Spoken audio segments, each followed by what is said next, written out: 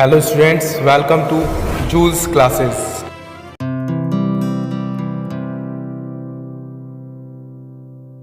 Hello students, today I am going to start class 8 science chapter 13 some natural phenomena। तो आज हम some natural phenomena में कल हमने लाइटनिंग के बारे में करा था लास्ट वीडियो में। लाइटनिंग क्या होती है, थंडरस्टॉर्म किस तरीके से होते हैं क्रिएट, तो इसी में ही एक नेचुरल फिनोमेना है जिसे हम कहते हैं अर्थक्वेक। तो अर्थक्वेक्स जो होते हैं वो किस वजह से होते हैं, आपको देखा होगा आपने कई कई जगह मैसिव डिस्ट्रक्शन हुआ, कहीं लाइफ की, कहीं प्रॉपर्टी, कहीं कोई हार्म कुछ हुआ किसी चीज को, तो हम कह सकते हैं वहाँ ज्यादातर जो केस होते हैं क्या होते हैं, अर्थक्वेक्स होते हैं। ये डिपेंड करते हैं किसी किसी कुछ एरियाज में अर्थक्वेक्स ज्यादा आते हैं, बार बार आते हैं, कुछ एरियाज में जो अर्थक्वेक्स है वो एज कम्पेयर टू ज्यादा वाले से कम आते हैं। ठीक है, बट प्रॉब्लम क्या होती है, जब भी अर्थक्वेक्स आते हैं अगर ज्यादा हम कह सकते हैं उसके लेवल के आते हैं तो क्या होता है, मासिव डिस्ट्रक्शन होता है, मतलब बहुत बड़ी लाइफ का लॉस होता है, प्रॉपर्टी का लॉस होता है, बहुत ज्यादा और भी दिक्कतें आती हैं। तो ये होते हैं अर्थक्वेक्स के बारे में आज हम पढ़ेंगे। तो अर्थक्वेक्स क्या होते हैं, an earthquake is a sudden movement or a disturbance in the lithosphere.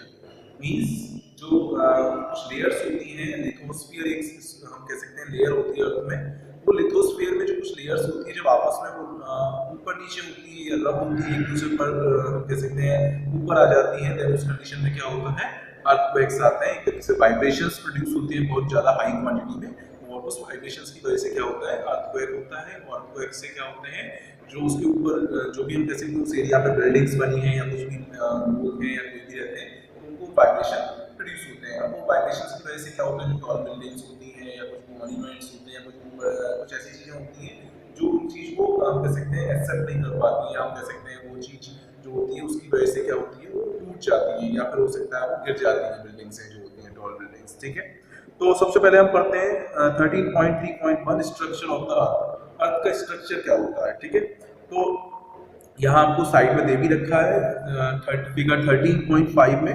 Structure of earth. अर्थ का स्ट्रक्चर किस टाइप का होता है, किस तरीके से अर्थ में अलग अलग डिफरेंट लेयर्स होती है। सबसे ऊपर जो होता है वो क्रस्ट होता है, फिर अपर मेंटल होता है, लोअर मेंटल होता है, आउटर कोर होता है, इनर कोर होता है। तो इन चीजों के बारे में हम वन बाय वन पढ़ेंगे।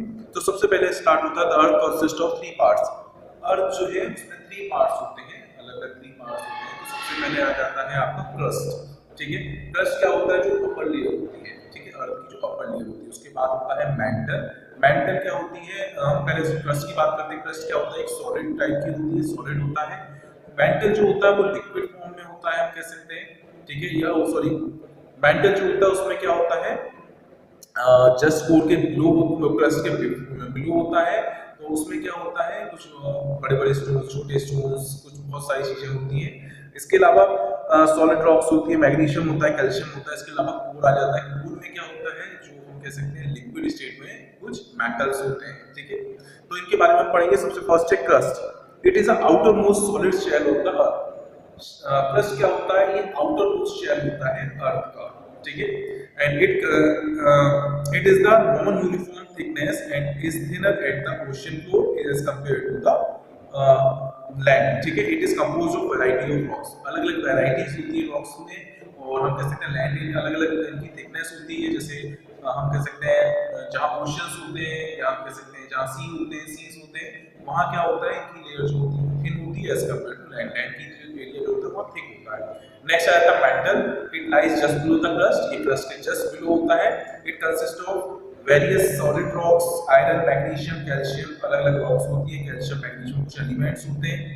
और it is divided to various layer based on the scientific study of earthquakes. और यही लेयर्स जो होती है वो अर्थक्वेक के लिए स्टडी के लिए मेन होती है। नेक्स्ट आ जाता है core. It is the inner most part of the earth. Core जो होता है वो इनर मोस्ट पार्ट होता है, जो बीच का पार्ट होता है मॉडर्न स्टेट में जो होते हैं मेटल्स, वो होता है आपका core. It divided into 2 section. ये 2 सेक्शन में डिवाइड होता है, आउटर कोर और inner core. And the inner core is lead to be made of compressed iron and nickel in solid form. ठीक है, जो इनर कोर होता है उसमें माना जाता है कि वो कंप्रेस्ड फॉर्म में, वो जो होता है उसमें क्या होता है, कंप्रेस्ड फॉर्म में आयरन, और क्या होता है निकल होता है जो सॉलिड फॉर्म में होता है इनर कोर में। ठीक है, ये तो हो गए डिफरेंट डिफरेंट स्ट्रक्चर क्या होते हैं, आपके क्या क्या लेयर्स होती हैं। ठीक है, इसके बाद आ जाता है आपके कुछ अकरेंस ऑफ अर्थक्वेक। अब अर्थक्वेक्स अकर किस तरह होते हैं, अर्थक्वेक क्यों होते हैं, क्या रीजन होता है इनके पीछे की, जो अर्थक्वेक्स जो होते हैं वो आ जाते हैं। ठीक है, तो earthquake may be mild or massive, resulting in the destruction on a large scale. earthquake हल्के भी हो सकते हैं, ज्यादा भी हम कह सकते हैं डिस्ट्रक्शन के लिए होते हैं। ये डिपेंड करता है कि उससे डिस्ट्रक्शन, उससे लाइफ लॉस या हम कह सकते हैं प्रॉपर्टी का लॉस कितना हुआ है। जितना ज्यादा लॉस होता है हम कहते हैं earthquakes की रेटिंग इतनी ज्यादा होती है एज कम्पेयर टू कम वाले से। ठीक है, तो earthquakes can be caused due to the various reason। earthquakes जो होते हैं अलग-अलग रीजन से हम कह सकते हैं earthquakes जो होते हैं वो अकर होते हैं। तो फर्स्ट रीजन होता है इसमें वोल्केनिक इरप्शन। वोल्केनिक इरप्शन मतलब वोल्केनो में से जब वोल्केनो में से इरप्शन होता है वोल्केनो का, तब उसमें क्या होता है बहुत ज्यादा वाइब्रेशन होता है, उस वजह से भी अर्थक्वेक्स आते हैं। ये डिपेंड ये होता है जहां अर्थक्वेक्स की हम कह सकते हैं जहां वोल्केनोज होते हैं उस एरिया में क्या होते हैं अर्थक्वेक्स ज्यादा आते हैं, तो वो किस वजह से होते हैं वोल्केनो इरप्शन से। सेकंड आता है underground nuclear explosion. Means underground में जब न्यूक्लियर एक्सप्लोजन करते हैं टेस्टिंग के लिए जो कुछ कंट्रीज करती हैं एक्सप्लोजन, उसकी वजह से भी क्या होते हैं वाइब्रेशंस प्रोड्यूस होते हैं, वो भी अर्थक्वेक का एक रीजन होता है, one of the reason. Third है collision of metal and the earth, meteoroid and the earth, sorry. तो कोलिजन ऑफ मतलब कोई मेटरॉइड्स जो होते हैं जो अर्थ के बाहर से कोई स्पेस से कोई मेटरॉइड्स होते हैं, जो पत्थर होते हैं जो कहते हैं, वो जब अर्थ से टकराते हैं, जब उससे स्ट्राइक करते हैं, तब भी क्या चांसेस होते हैं अर्थक्वेक जो होते हैं वो अकर होते हैं। देन लास्ट आता है movement of tectonic plates. Movement of tectonic plates, tectonic plates क्या होते हैं? टेक्टोनिक प्लेट्स जो होती है वो क्या होता है, हम कह सकते हैं टेक्टोनिक प्लेट जो लिथोस्फीयर में प्लेट्स होती हैं, अलग-अलग लेयर्स होती हैं, वो जब आपस में रब होती हैं उस कंडीशन में क्या होता है अर्थक्वेक्स अकर होते हैं। ठीक है, तो नेक्स्ट हम बात कर लेते हैं टेक्टोनिक प्लेट्स जो होती हैं वो क्या होती हैं। So now tectonic plates are the plates, यहाँ हम कह सकते हैं ये लेयर्स होती हैं, कई सारी लेयर्स होती हैं जो लिथोस्फीयर में होती हैं, अलग-अलग पीसेस में होती हैं।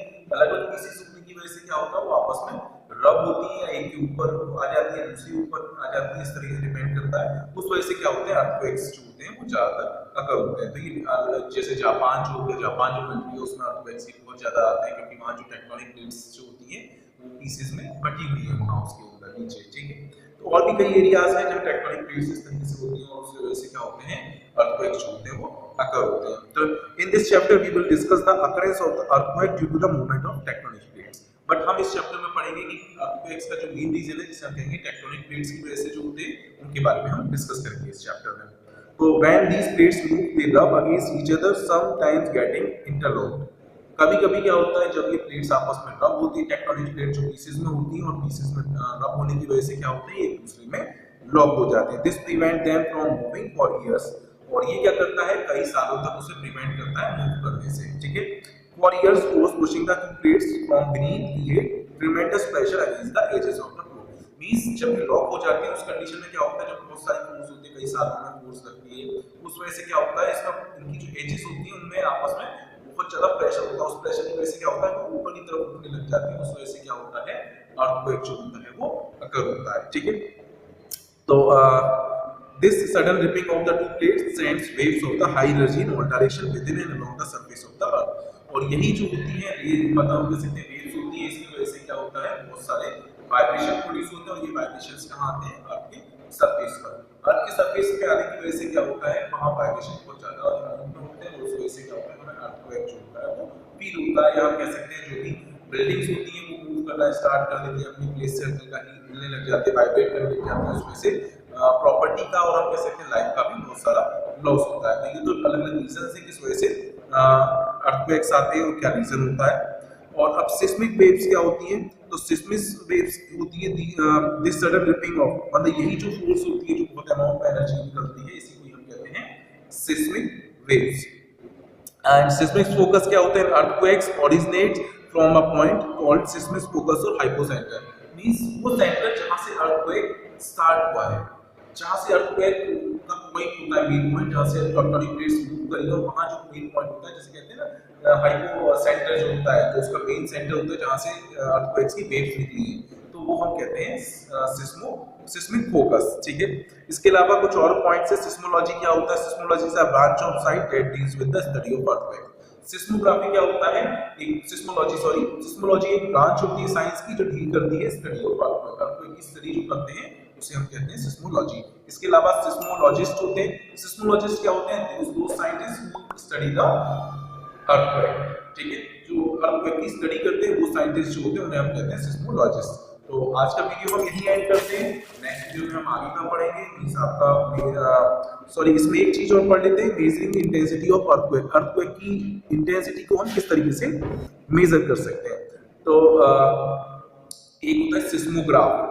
The instrument used to measure seismic waves is called seismograph. Seismograph जो होता है मेजर करता है इंस्ट्रूमेंट कि what is the intensity of earthquake, earthquake की इंटेंसिटी तीव्रता कैसी है उसकी, वो मेजर करता है सिस्मोग्राफ। ठीक है, तो आज की वीडियो में यही एंड करते हैं। नेक्स्ट वीडियो में हम आगे का पढ़ेंगे। तो goodbye, take care, have a nice day.